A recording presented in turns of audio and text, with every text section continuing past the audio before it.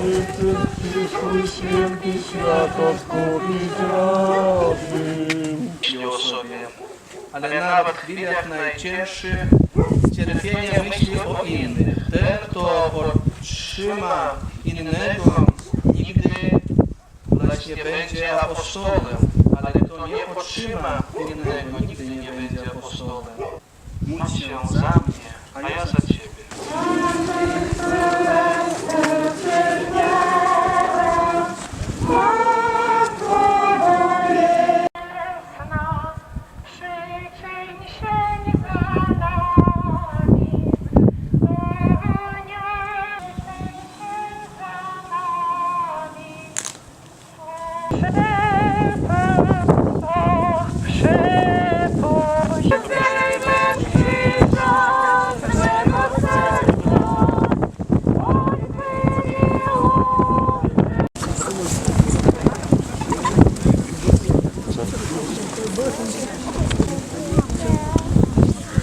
Dam.